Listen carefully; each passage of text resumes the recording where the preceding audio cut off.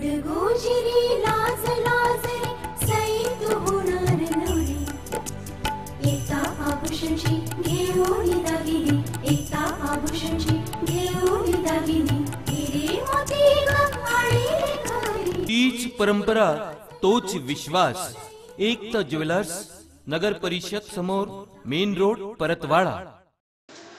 सामाजिक संस्थेने निस्वार्थ भावनेने समाजाच्या हितासाठी पुढाकार घेतल्यास अनेक जनहिताय प्रकल्प यशस्वी ठरतात। शहरातील राधेश्याम बहुउद्देशीय संस्थेने शामरुटीच्या माध्यमातून आरोग्य क्षेत्रात केलेल्या उल्लेखनीय कामासोबतच पर्यावरण हितासाठी निधीवन प्रकल्पाच्या माध्यमातून निसर्ग मंगलमय करण्यासाठी घेतलेला हा पुढाकार प्रशंसनीय असल्याचं मत माजी मंत्री व आमदार बच्चू कडू यांनी वडगाव फत्तेपूर येथे राधेश्याम बहुउद्देशीय संस्थेद्वारा आयोजित निधीवन प्रकल्पाच्या शुभारंभ प्रसंगी 12 नोव्हेंबर रोजी केले। राधेश्याम बहुउद्देशीय संस्थेच्या वतीने निधीवन या संकल्पनेतून वृक्ष दत्तक घेत त्यांचे आजीवन पालन पोषण संस्थेच्या वतीने करत 1 लाख वृक्ष लावण्याचा लक्ष्य निश्चित केले आहे। उपक्रमाचा शुभारंभ आयोजित केला असता कार्यक्रमाला प्रसिद्ध वास्तुशास्त्री गजेंद्रजी गुरुजी ठाकरे, आमदार बच्चू कडू, आमदार राजकुमार पटेल, ग्रामीण पोलीस अधीक्षक अविनाश बारगड, अप्पर जिल्हाधिकारी रवींद्र धुडजड, उपविभागीय पोलीस अधिकारी अतुल नवगिरे, उपविभागीय राजस्व अधिकारी संदीप अपार, गटविकास अधिकारी सुधीर अरबट, ठाणेदार संदीप चव्हाण, अनिल चिरंजीलाल अग्रवाल, रवींद्र राधेश्याम अग्रवाल, गजानन कोल्हे, सचिव जितेंद्र रोडे प्रामुख्याने विचार मंचावर उपस्थित होते। या प्रसंगी सर्वप्रथम उपस्थित मान्यवरांच्या हस्ते तुळशी पूजन व वृक्षारोपण करत कार्यक्रमाचा शुभारंभ करण्यात आला। यावेळी मान्यवरांच्या हस्ते संस्थेचे ज्येष्ठ संचालक अनिल चिरंजीलाल अग्रवाल यांचा शाल व श्रीफळ देऊन सत्कार करण्यात आला।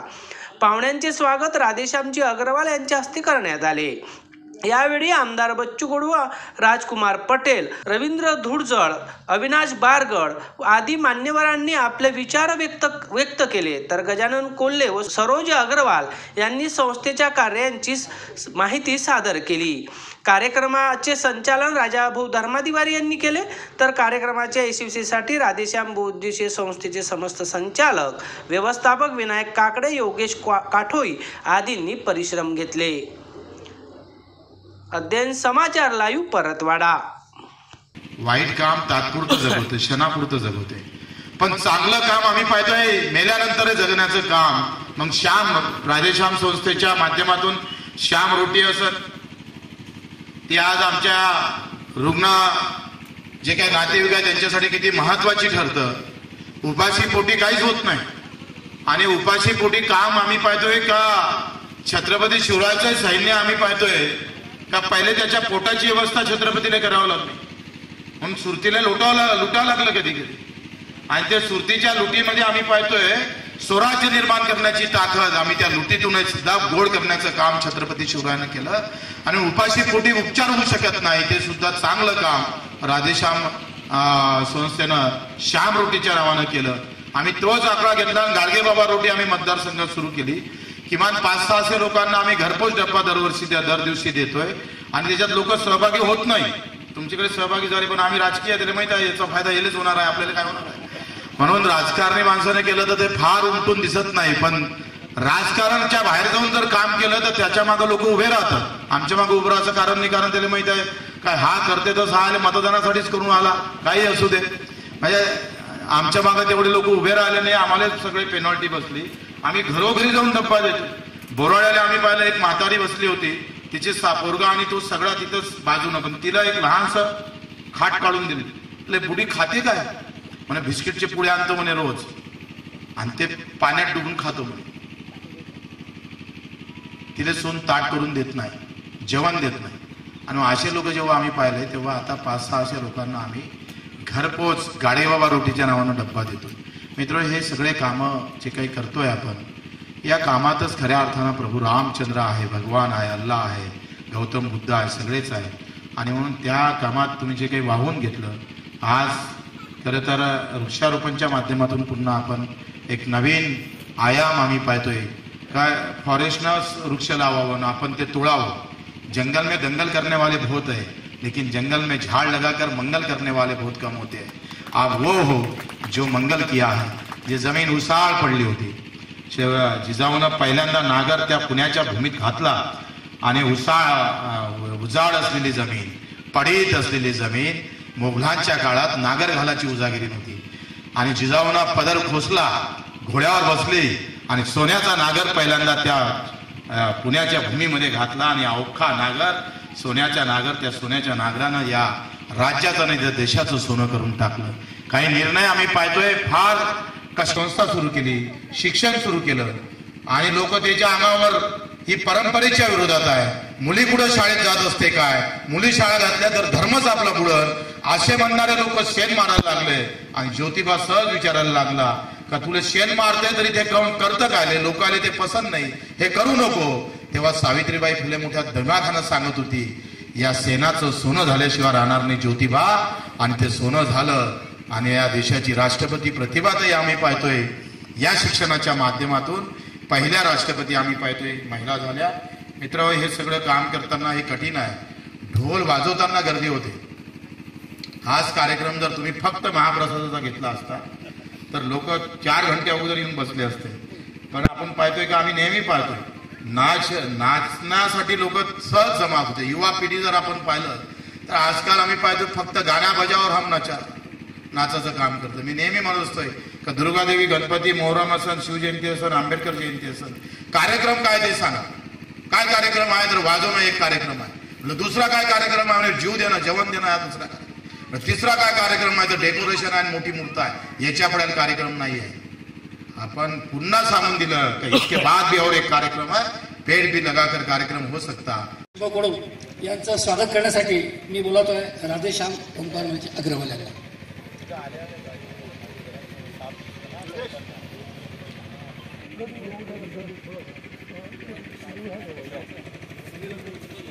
इधर बाबूजी, इधर देखिए बाबूजी, इधर देखिए, गाड़ों को हाथ लगे। आदरणीय अप्पर जिल्हाधिकारी महोदय श्री रवींद्रजी धुर्जळ यांचं स्वागत करण्यासाठी मी श्री रवींद्र राधेश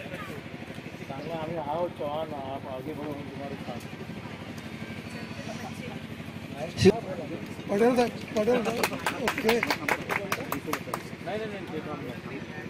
माननीय पोलीस अधीक्षक अमरावती ग्रामीण श्री मान्य अविनाशजी बाळकर, त्याचप्रमाणे आपल्या विभागाचे उपविभागीय अधिकारी आदरणीय श्री अतुलजी नवगिरे साहेब,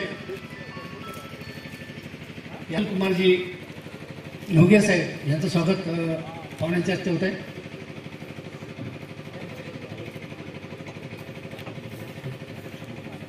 रुग्णांचे जे नातेवाईक येतात सिव्हिल हॉस्पिटलला, त्या ठिकाणी त्यांचं पोटभर जेवण, ते दर्जेदार जेवण द्यायचं काम अविरत करत आहेत। यासाठी ज्या माणसांनी आपलं तन मन धन झोकून दिलेलं आहे, इतकंच नाही तर आयुष्यपणाला लावून हजारो बुभुक्षांच्या पोटामध्ये जेवण टाकलेलं आहे आणि नातेवाईकांची चिंता दूर केलेली आहे, असे अनिल चिरंजीलालजी अग्रवाल यांचा सत्कार पाहुण्यांच्या हस्ते व्हावा अशी सर्व जनतेची इच्छा आहे। मी सगळ्या पाहुण्यांना विनंती करतो की आदरणीय अनिल चिरंजीलालजी अग्रवाल यांचा वृत्त सत्कार त्यांनी करावा। फार मोठं कार्य आहे माणसाचं, अतिशय मोठी उंची यांनी गाठलेली आहे।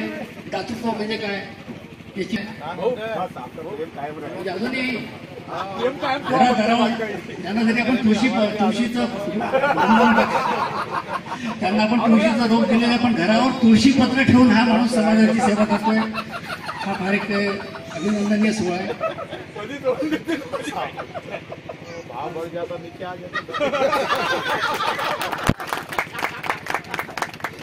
धन्यवाद सगळ्या पाहुण्यांचा आभार मनापासून। एका अतिशय उंची गाठलेल्या व्यक्तीचा आपल्या सत्कार होतोय। जसे मित्रांनो, एसटी स्टँडवर आपण बाजाराच्या दिवशी पाहतो, एसटी मध्ये इतकी गर्दी आणि ही जबाबदारी आपल्याला आली मित्रांनो। आज हे जे निधीवन या ठिकाणी उभारलं जात आहे त्याचा उद्देश असा आहे की पर्यावरणाची हवा शुद्ध राहिली पाहिजे आणि एवढं मोठं पवित्र आपण ते अनुभवतोय, त्याबद्दल त्यांचं अभिनंदन।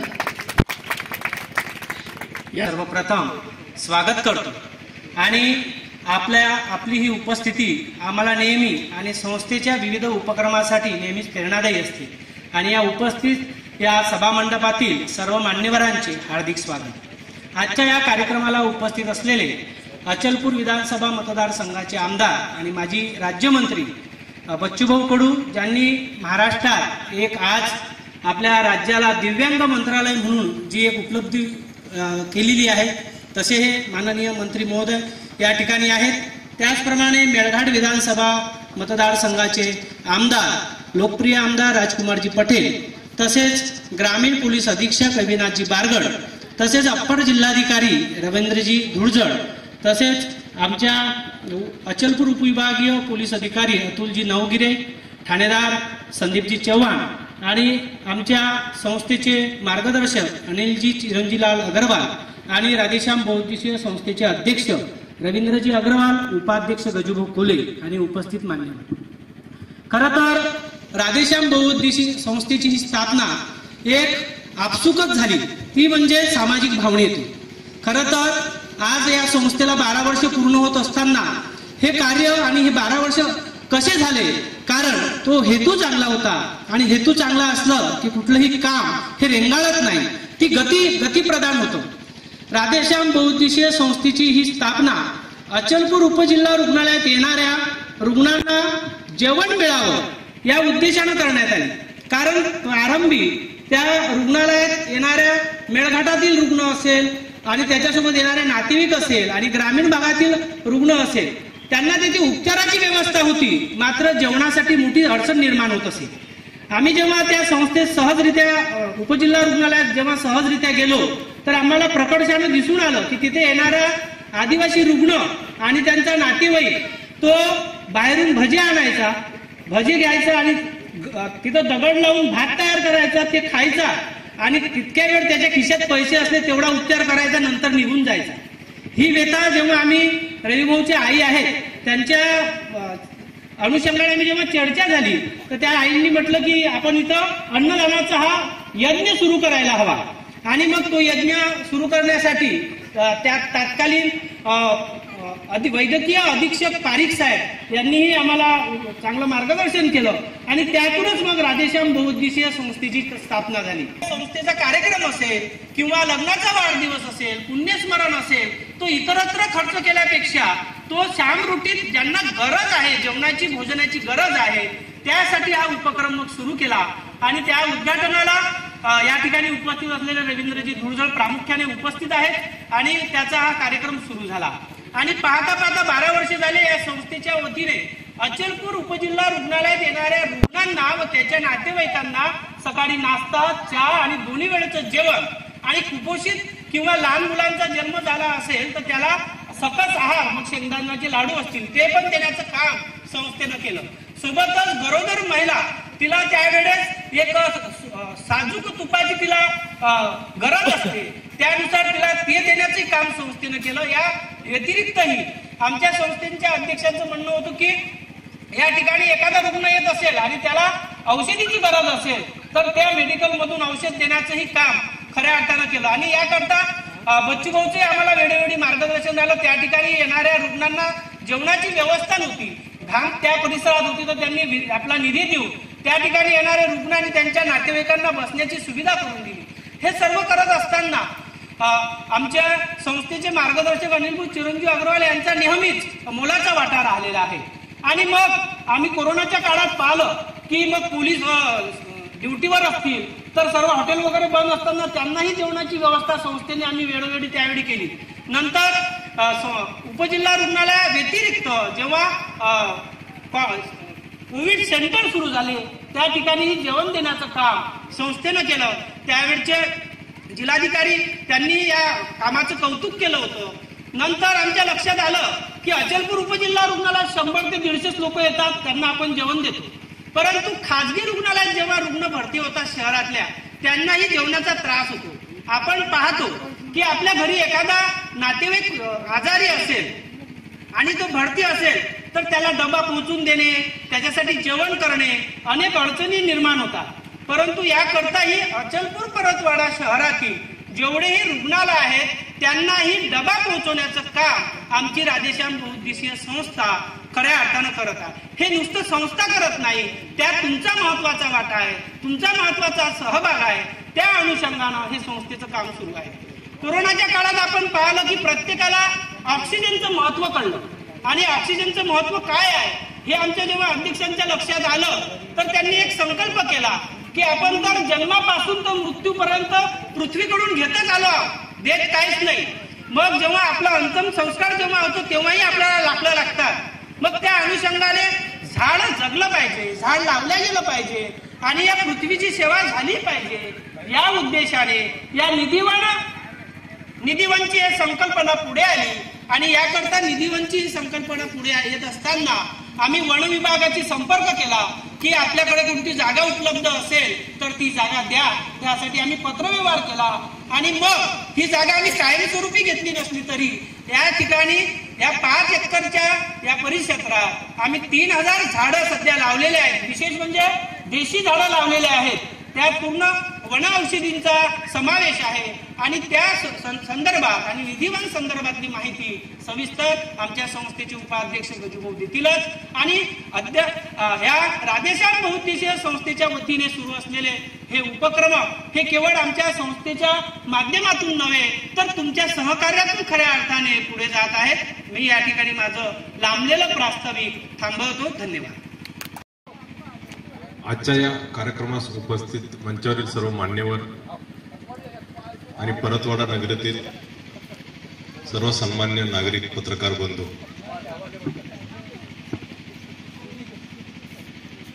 मी खास या कार्यक्रमाला आज आलो की या कार्यक्रमाची नवी संकल्पना राधेश्याम बहुउद्देशीय संस्थेने ही जी नवी संकल्पना राबवलेली आहे की पृथ्वीकडून जे आपल्याला मिळतं आपलं एक कर्तव्य थोडं खारीचा वाटा पृथ्वीला देणं, काहीतरी देणं आपण देणं लागतो. या धरती मातेचं काहीतरी देणं ही अतिशय उच्च कोटीची संकल्पना आहे. या उच्च कोटीच्या संकल्पनेतून राधेश्याम बहुउद्देशीय संस्थेने हे वन उद्यान औषधी वनस्पतींचं इथं तयार केलेलं आहे.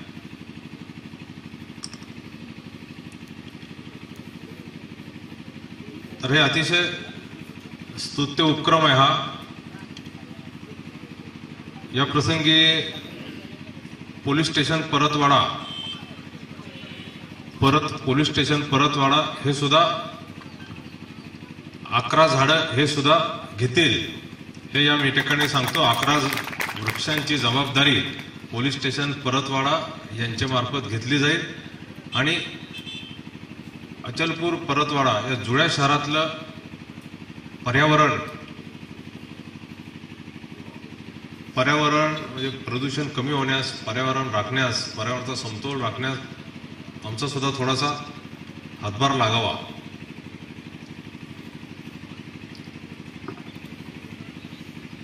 या प्रसंगी मी हे इच्छा व्यक्त करतो की अशा या संकल्पनेतून आणि या संकल्पनेचे अनुकरण पुढे अनेकांनी करावे आणि आपले जुळे शहर हे वृक्ष यांनी हरित व्हावं हीच मी या ठिकाणी इच्छा व्यक्त करतो आणि संस्थेच्या पुढील उपक्रमास शुभेच्छा देतो. धन्यवाद. जय हिंद, जय महाराष्ट्र.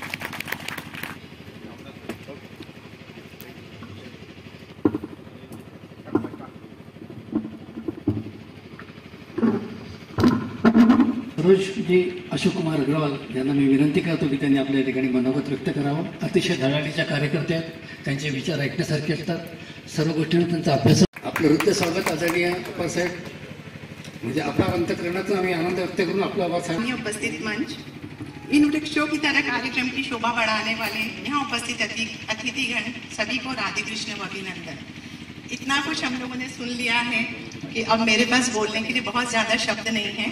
फिर भी जो आप सभी के समक्ष में कहना चाहती हूँ, सबसे पहले मैं एक भजन की 4 लाइनें जो मुझे बहुत प्रिय है वो अपने सार के रूप में आपके सामने रखना चाहती हूँ.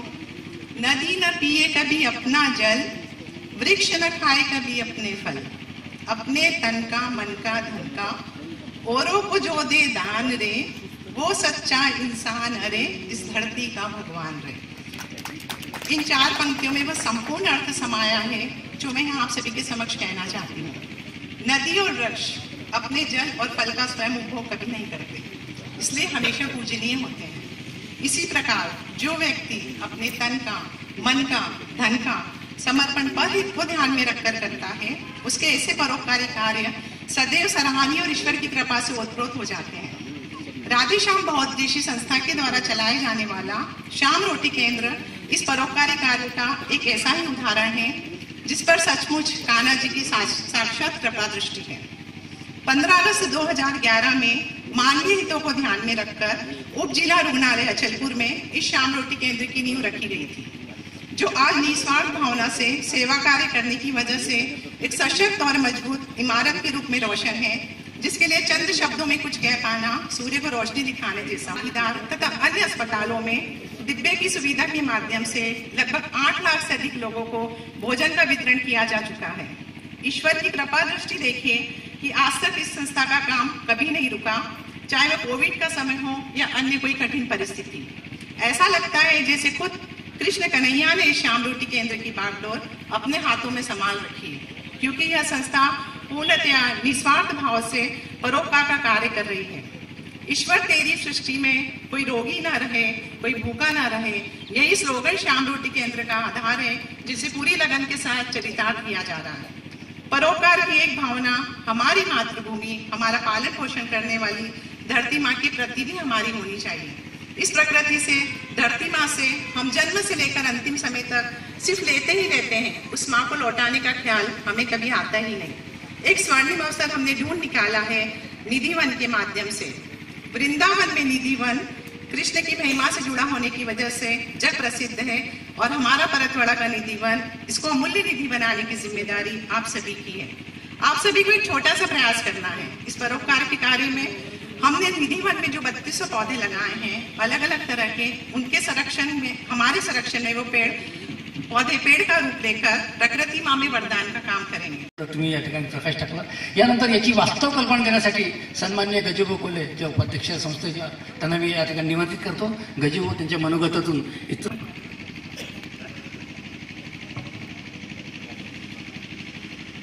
राधेश्याम बहुउद्देशीय संस्थाच्या माध्यमातून श्याम रोटी केंद्रानंतर औषधी वृक्षाचा निधिवनचा हा उपक्रम आज या ठिकाणी लोकांच्या सेवेकरिता आम्ही या ठिकाणी आज सादर करतोय। या कार्यक्रमाला खरं जर पाहिलं तर अध्यक्ष म्हणून श्री ठाकरे सर अंजनगावचे हे होते। त्यांना हैदराबादला जायचं होतं म्हणून सकाळीच ते 10 वाजता येऊन या ठिकाणी त्यांनी आम्हाला शुभेच्छा दिल्या व ते गेले। आता आपल्या समोरच थोड्या वेळापूर्वीच सन्माननीय आपल्या या क्षेत्राचे आमदार, माजी मंत्री आदरणीय बच्चूभाऊ कडू हे सुद्धा आपले मनोगत व्यक्त करून गेले। मंचावर उपस्थित सन्माननीय अप्पर जिल्हाधिकारी महसूल विभाग आदरणीय श्री रवींद्रजी धुर्जर साहेब, मेळघाट क्षेत्राचे सन्माननीय आमदार आदरणीय राजकुमारजी पटेल, अचलपूरचे सन्माननीय उपविभागीय अधिकारी, लोकांना एक चांगलं सकस आहार देणं आणि त्यांच्या आरोग्याची काळजी घेण्याचं हे जे काम श्याम रोटी केंद्रांनी केलेले, त्याबद्दल खऱ्या अर्थानं मला वाटतं एक माणूस म्हणून, एक या भारताचा नागरिक म्हणून त्यांचा आभार व्यक्त करायला पाहिजे, त्यांचं अभिनंदन व्यक्त करायला पाहिजे। मित्रांनो, मागच्या वर्षी एक पिक्चर आला पुष्पा नावाचा, जंगल तोडीवर आला, आणि तो पुष्पा झुकेगा नाही साला एवढं गाजलं सगळ्यांना की त्याच्यामध्ये जंगल किती तोडलं गेलं हे कोण पाहिलं नाही। परंतु खऱ्या अर्थानं आज प्रसिद्धी कोणाला मिळते? लोक कोणते प्रसिद्ध होतात? चुकीचे कामं करणार। अचलपूर शहराची ओळख कुणापासून आहे? अचलपूर शहर म्हटलं, परतवाडा शहर म्हटलं की कोणते 10 लोक नजरेमध्ये यायला पाहिजेत, ते लोक आज नजरेसमोर येत नाहीत। म्हणजे आता SP साहेब गेले, आमचे ठाणेदार पोलीस स्टेशन मधली मंडळी गेली, आम्हाला जर अचलपूर परतवाडा शहर जर म्हटलं तर वेगळे 10 लोक नावासमोर येतात आमच्या, त्यांची नावं आम्हाला इथं घेणं काही योग्य वाटत नाही। परंतु हे 10 लोक ही या शहराची ओळख नाहीये। या शहराची ओळख आहे तुम्ही। श्याम रोटी केलं, शंकर बाबा पापळकर, असे अनेक लोक की जे या शहरामध्ये निर्व्यासपणे निर्हेतूने चांगलं काम करतात. सम्मानीय धुर्जड़ साहब, अपार साहब, संस्था के सचिव जीतू भाऊ, गजबो कोल्हे, मेरे मित्र रवि भाई अग्रवाल, अनिल भाई अग्रवाल, और जिन्होंने हमको मार्गदर्शन किए और चले गए यहाँ से, वो हमारे एसपी साहब और आदरणीय बच्चों.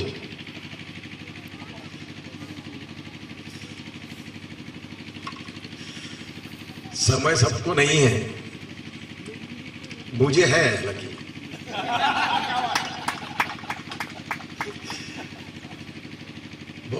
वृक्षारोपण बहुत जगह देखे और महाराष्ट्र शासन भी वृक्षारोपण करते हैं. आपने तो 3,000 लगाए, 33 कोटी लगाए वो उन्होंने, और वो 33 कोटी वृक्ष लागवड़ में मैं भी शामिल हूं. आज वृक्षारोपण लगा दिए, दोबारा देखने नहीं.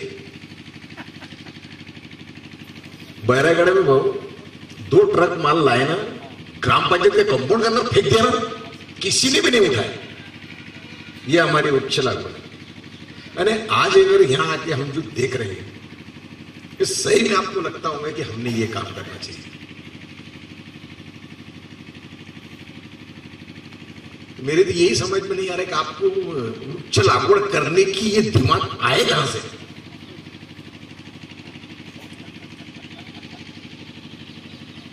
अरे जो काम शासन के माध्यम से होना चाहिए, आज वो हम करके दिखाने जा रहे हैं.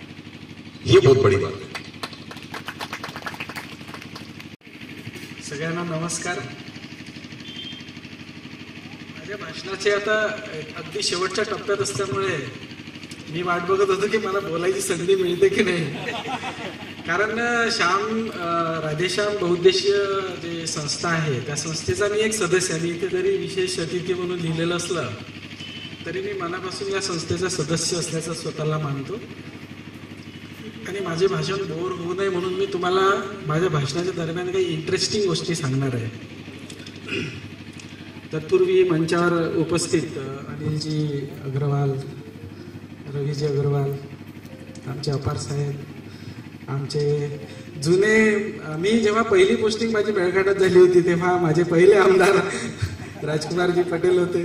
त्यामुळे त्यांचंही माझा इथे बसलेले असे कोणीच नाही की ज्यांच्याशी माझा स्नेह नाही आहे. राजाभाऊ धर्माधिकारी, त्यांनी कविता ऐकवली नाही, एखादी काही चारोळी म्हटली नाही, त्याचा वराडी कविता म्हटली नाही, याचं मला फार आश्चर्य वाटलं.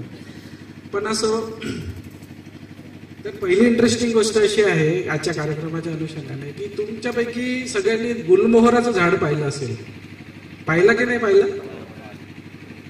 गुलमोहराच्या झाडावर कोणत्याही पक्षाचं घरटं आहे का नाही हे सांगा मला तुम्ही. गुलमोहराच्या झाडावर कोणत्याही पक्षाचं घरटं असत नाही, ही फॅक्ट आहे. आणि ते घरटं का नाही आहे? कारण तो जो वृक्ष आहे त्या वृक्षाला फळं पण येत नाहीत, फुलं येतात पण त्या फुलामध्ये काही नसतं, न गंध असतो ना सुगंध असतो. या ठिकाणी जे तुम्ही झाडं लावलेले आहेत याचं कारण सांगतो की गुलमोहर हा काही आपला देशी वृक्ष नाही आहे. आणि आपण शासनाने म्हणा किंवा या काळामध्ये आपण जे वृक्षारोपण केले ते सगळे वृक्ष असे लावलेले आहेत ते आपल्या हॅबिटॅट मधले नाही, म्हणजे आपल्या निसर्ग परिसंस्था जी इकॉलॉजी असते त्या इकॉलॉजी मधले ते नाही आहेत. आणि त्याच्यामुळे आपल्या निसर्गाचा वर्धन होण्याच्या जी ऱ्हास झालेला आहे. मग पक्षी आणि हे जे पक्षी आहेत त्यांनी कुठं जायचं, बर्ड्सनी कुठं जायचं? तुम्ही बघितलं असेल की वड आणि पिंपळ या झाडावर बहुतांश